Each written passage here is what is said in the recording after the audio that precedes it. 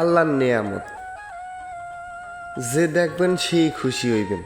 এই যে দেখেন একটুখানি একটা গাছ, আল্লাহর রহমত, মাটি থেকে মনে হয় 5 আঙ্গুল, না 5 আঙ্গুলই হইবে, এর উপরেতে পেঁপে শুরু হয়েছে ধরা। আল্লাহ যদি চায় কি না হয়। হ্যালো গাইস, আমি আইসি আজকে আল্লাহর রহমতে শামিনবের গেরে।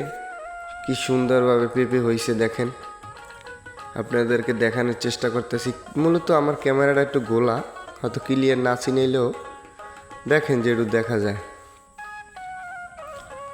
এর চারপাশে যে কি সুন্দর মাছ আছে, এর মধ্যে ফুল গাছ, পেঁপে। আল্লাহর রহমতে মনে করেন ফলন যদি হয় তো খুব ভালোই দেখা, কিন্তু পুরোপুরি ফলন হয় নাই।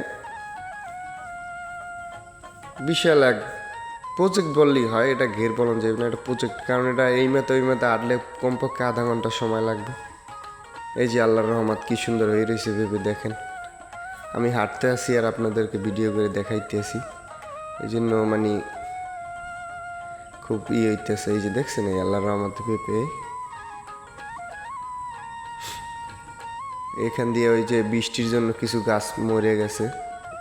এই একটা গাছ আল্লাহর রহমতে গোড়া হইতে আগা পর্যন্ত। সবাই দোয়া করবেন বাড়ির জন্য, যাতে ভাই এটা দিয়ে সফল হইতে পারে। কারণ এটার ভিতরে অনেক শ্রম দিছে, অনেক টাকা খরচা হয়েছে। এখন আল্লাহর রহমতে ফলন হইতে আছে। দুই পাশে কেলা গাছ লাগানো আছে। আমি গেরের বাইরে চলে যাইতেছি এখন, রাস্তাটা দেখাই। চমৎকার, কি সুন্দর ভিউ দেখছেন গায়েস। আল্লাহর দুনিয়ায় কত কিছু দেখার আছে। এই দেহা শেষ হইবে কবে? যেদিন মরে যাইবেন সেদিন। ওই দেখেন, ওই এই মাথা হইতে কোনো ওই মাথা পর্যন্ত খালি কেলা গাছ, চিনে ভিতরে কম্বা গাছ। ওই হেয়ের পর মনে করেন হইন দিয়ে মোর ঘুরে আরো 200 হাত, হেয়ের পর হ্যাঁ দিয়ে আরো 200 হাত, হ্যাঁ দিয়ে আরো 500 হাত। এই বাউন্ডারি দিয়ে হেয়ের পর বিমালা আল্লাহর রহমতে